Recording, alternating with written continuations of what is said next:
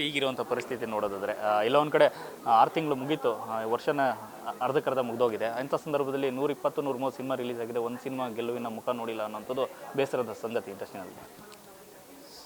ಇವಾಗ ಎಲ್ಲ ಭಾಷೆಗಳಲ್ಲೂ ಹಿಂಗೆ ಇದೆ. ಬಾಂಬೆಯಲ್ಲಿ ನೀವು ಬಾಲಿವುಡ್ಗೆ ಹೋದ್ರೂ ಇದೇ ಹೇಳ್ತಾರೆ. ಏನಕ್ಕೆ ರೀಸನ್ ಏನಕ್ಕೆ ಅಂದರೆ ಇವತ್ತು ನಿಮಗೆ ನಾನಾ ಥರ OTTsಗಳಿದೆ. ಫೋನಲ್ಲೇ ಪಿಕ್ಚರ್ ನೋಡೋವಂಥದ್ದು, ಟೆಲಿಗ್ರಾಮಲ್ಲಿ ಫ್ರೀಯಾಗಿ ಪಿಕ್ಚರ್ ನೋಡ್ತಾ ಇರ್ತಾರೆ. ಈಗ ನಾವು ಎಲ್ಲ ಕುನ್ನಿನ ಹೆಚ್ಚು ಕಮ್ಮಿ 1800 ಲಿಂಕ್ಸ್ನ ಕಟ್ ಮಾಡಿಸಿದ್ವಿ. ಆ್ಯಂಟಿ ಪೈರಸಿ ಇದರೊಳಗಡೆ ಐಪ್ಲೆಕ್ಸ್ ಅನ್ನೋರ ಜೊತೆ ನಾನು ಟೈಅಪ್ ಆಗಿರೋದ್ರಿಂದ ಅವರು ಎಷ್ಟೋ ಕಡೆ ನಮಗೆ ಕಟ್ ಮಾಡಿಸ್ತಾರೆ. ಈಗ ಅಂಥದ್ರಲ್ಲಿ ಅಷ್ಟು ದುಡ್ಡು ಕೊಟ್ಟು ಕಟ್ ಮಾಡ್ಸೋಕ್ಕಾಗಿಲ್ಲ ಅಂದಾಗ ಅವರೆಲ್ಲ ಫ್ರೀಯಾಗಿ ಟೆಲಿಗ್ರಾಮಲ್ಲಿ ನೀವು ಎಲ್ಲೇ ನೋಡಿ, ಬಸ್ಸಲ್ಲಿ ನೋಡಿ, ಮೆಟ್ರೋಲ್ಲಿ ನೋಡಿ, ಟ್ರೈನಲ್ಲಿ ನೋಡಿ, ಎಲ್ಲೇ ಹೋಗಲಿ ಡೌನ್ಲೋಡ್ ಮಾಡ್ಕೊಂಡಿರ್ತಾರೆ, ಫ್ರೀಯಾಗಿ ಪಿಕ್ಚರ್ ನೋಡ್ತಿರ್ತಾರೆ. ಬಟ್ ಪಿಕ್ಚರ್ ರೀಚ್ ಆಗ್ತಾಯಿದೆ ಎಲ್ಲರಿಗೂ, ಬಟ್ ದುಡ್ಡು ರೀಚ್ ಆಗ್ತಾಯಿಲ್ಲ ಅಷ್ಟೇ. ಸರ್, ವರ್ಲ್ಡ್ ಸಿನಿಮಾನ ತುಂಬ ಚೆನ್ನಾಗಿ ಗಮನಿಸ್ತಾ ಇರೋದ್ರಿಂದ ಸಾಕಷ್ಟು ಸಿನಿಮಾಗಳು, ಅಂದರೆ ದೊಡ್ಡ ಲೈಬ್ರರಿ ನಿಮ್ಮ ಮನೇಲಿದೆ ಸಿನಿಮಾ ವಿಚಾರದಲ್ಲಿ. ಸೊ ಇದೆಲ್ಲ ನೋಡ್ತಾ ಬರೋದಾದರೆ ಕನ್ನಡದ ಸಿನಿಮಾ ಒಂದು ಈ ಮಟ್ಟಕ್ಕೆ ಹೋಗೋಕ್ಕೆ ಕಾರಣ ಏನಾಗಿದೆ ಅಂತ ನೀವು ಅಬ್ಸರ್ವ್ ಮಾಡಿದಾಗ ಸರ್? ಫಸ್ಟ್ ಆ್ಯಂಡ್ ಫಾರ್ಮೋಸ್ಟು ನಿಮಗೆ ಮಲ್ಟಿಪ್ಲೆಕ್ಸ್ ಒಳಗಡೆ ಏನು ಮಾಡ್ತಾರೆ, 400-450 ಸೀಟ್ದು ಕನ್ನಡ ಸಿನಿಮಾ ಕೊಡ್ತಾರೆ. 100-150 ಸೀಟದು ಸೀಟಿಂಗ್ ಕೆಪಾಸಿಟಿದು ಕನ್ನಡಕ್ಕೆ ಪಿಕ್ಚರ್ ಕೊಟ್ಟರೆ ಅದು ಮಿನಿಮಮ್ ಒಂದು 2 to 3 ವೀಕ್ಸ್ ತೆಗಿಯೋಕ್ಕಿಲ್ಲ. ಏನಕ್ಕೆ ಅಂದರೆ 30% ಆಫ್ ಕಲೆಕ್ಷನ್ಸ್ ಇರಿದ್ರೆ ಯಾರೂ ಮುಟ್ಟಕ್ಕೆ ಬಿಡಲ್ಲ. ಸೊ ಅಲ್ಲಿ ಸಪೋರ್ಟ್ ಇಲ್ಲ. ಅವ್ರೇನು ಮಾಡ್ತಾರೆ, 450 ಸೀಟಲ್ಲಿ ಹಾಕ್ತಾರೆ. ಆ 450 ಸೀಟಲ್ಲಿ 50 ಜನನೋ 70 ಜನನೋ ಇರ್ತಾರೆ ಅಂದರೆ ಅದು 30% ಬಿಲೋ ಆಗುತ್ತೆ. ಅದೇ 150 ಸೀಟು 200 ಸೀಟ್ ಒಳಗೆ ಹಾಕಿದ್ರೆ ಅದು ಅಬೋವ್ 50% ಇರುತ್ತೆ. ಸೊ ಇವತ್ತು ಎಲ್ಲ ಡಿಸ್ಟ್ರಿಬ್ಯೂಟ್ರುಗಳು ಗಲಾಟೆ ಮಾಡಿರೋದ್ರಿಂದ ಸಿಂಗಲ್ ಸ್ಕ್ರೀನ್ ಅವರು ಕೂಡ ಪರ್ಸೆಂಟೇಜ್ ಕೊಡ್ತಾ ಇದ್ದಾರೆ.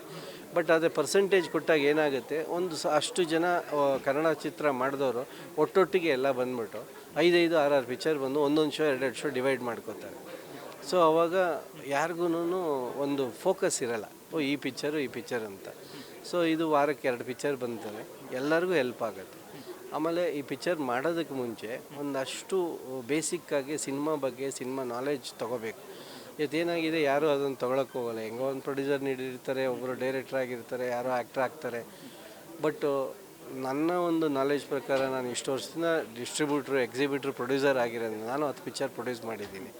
ಸೊ ನನಗೆ ಗೊತ್ತಿರೋ ಮಟ್ಟಕ್ಕೆ ಒಂದು ಗ್ರೂಪಾಗಿ ಡಿಸ್ಕಸ್ ಮಾಡಿ, ಈಗ ನಾನು ಶರಣ್ ಒಂದು ಪಿಕ್ಚರ್ ಮಾಡ್ತಾಯಿದ್ದೀವಿ, ಆ ಥರ ಎಲ್ಲರೂ ಒಂದು 3-4 ಜನ, ಈಗ ಅವರವರು ಒಂದೊಂದೇ ಪಿಕ್ಚರ್ ಮಾಡೋದು ಬದಲು 4 ಜನ ಸೇರಿ ಒಂದು ಪಿಕ್ಚರ್ ಮಾಡಿದ್ರೆ 200% ಎಲ್ಲರೂ ಬರ್ತಾರೆ, ಪಿಕ್ಚರ್ ನೋಡ್ತಾರೆ.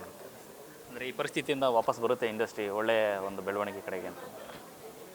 ನಾನು ಫಸ್ಟ್ ಟೈಮ್ ಡಿಸ್ಟ್ರಿಬ್ಯೂಟ್ರ್ ಆದಾಗ ಅರೌಂಡ್ 93 ಇರ್ಬೋದು. ಭೈರವ ಅಂತ ಪಿಕ್ಚರ್ ನಮ್ಮ ಅಣ್ಣಂದು ನಾನೇ ಡಿಸ್ಟ್ರಿಬ್ಯೂಷನ್ ಮಾಡಿದ್ದೆ. ಆವಾಗ ನನಗೆ ಒಂದು ಆಲ್ಮೋಸ್ಟ್ ಒಂದು 20 ಇಯರ್ಸ್ ಇತ್ತು. ನಾನು ಆವಾಗಲೇ ರಿಸ್ಕ್ ತೊಗೋತಾ ಇದ್ದೆ. ಅವತ್ತಿನ ಕಾಲದಲ್ಲಿ ಏನು ಕಲೆಕ್ಷನ್ಸ್ ಬರ್ತಾಯಿತ್ತು, ಯಾಕೆ ಬರ್ತಾಯಿತ್ತು ಅಂದಾಗ ಲಿಮಿಟೆಡ್ ಪಿಕ್ಚರ್ಸ್ ಇತ್ತು. ಸೊ ಥಿಯೇಟ್ರವ್ರಿಗೆ ಡಿಮ್ಯಾಂಡ್ ಇತ್ತು, ನಾವು ಇಂಥ ಪಿಕ್ಚರ್ ಬೇಕೇ ಬೇಕು ಅಂತ. ತುಂಬ ಥಿಯೇಟರ್ಸ್ ಇತ್ತು. ಇವತ್ತು ಥಿಯೇಟರ್ಸ್ ಎಲ್ಲ ಕಮ್ಮಿ ಮಾಡಿದ್ದಾರೆ. ಡಿಮ್ಯಾಂಡ್ ಮಾಡೋಕ್ಕೆ ಒಂದು 10 ಸಿನಿಮಾ ಬಂದಾಗ ಆ ಡೆಫಿನೆಟಾಗಿ 4 ಶೋ ಕೊಡೋಕ್ಕಾಗೋದೇ ಇಲ್ಲ, ಒಂದೊಂದು ಶೋ ಕೊಡೋಕ್ಕೆ ಸ್ಟಾರ್ಟ್ ಮಾಡಿಬಿಡ್ತಾರೆ. ಹಂಗಾಗಿ ಇದು ಕನ್ನಡ ಇಂಡಸ್ಟ್ರಿಗೆ ಇವಾಗ ಬಂದಿದೆ. ಇದು ಒಂದು ಸ್ವಲ್ಪ ದಿವಸದ ಹಿಂದೆ ಮರಾಠಿ ಇಂಡಸ್ಟ್ರಿಗೆ ಇತ್ತು. ಮರಾಠಿ ಇಂಡಸ್ಟ್ರಿಯಲ್ಲಿ ಅಲ್ಲಿ CM ಸಪೋರ್ಟ್ ಮಾಡಿದ್ರು, ದೇವೇಂದ್ರ ಫಡ್ನವೀಸ್. ಆವಾಗ ಅದು ಒಂದು ದೊಡ್ಡ ಚರ್ಚೆನೇ ಆಗಿತ್ತು. ಅವ್ರು ನಾವು ಮಾಡಲ್ಲ, ಮರಾಠಿ ಸಿನಿಮಾಗೆಲ್ಲ ಸ್ಕ್ರೀನ್ ಕೊಡೋಕ್ಕಾಗೋದಿಲ್ಲ ಅಂದರು.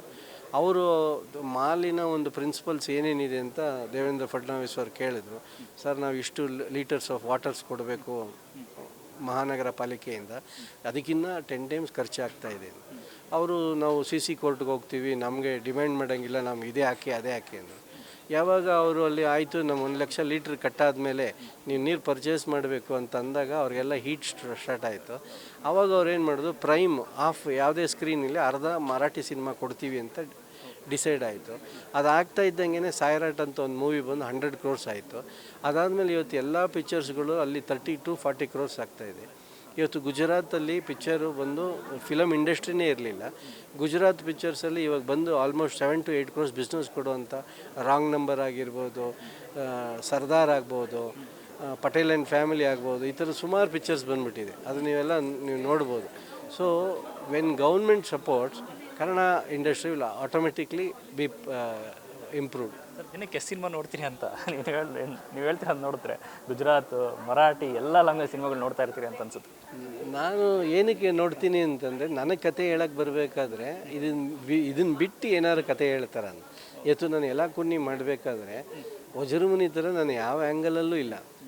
ಬಟ್ ನಾನು ವಜ್ರಮುನಿಯವ್ರ ಥರ ಮಾಡಲೇಬೇಕು, ಇಲ್ಲಾಂದರೆ ನಕ್ಬಿಡ್ತಾರೆ ಜನ, ನಾನು ಕಾಮಿಡಿ ಅದು ಆಗ್ಬಿಡುತ್ತೆ, ಅವ್ರಂಥ ದೊಡ್ಡ ನಟರು ಅವರು ಅಂತ.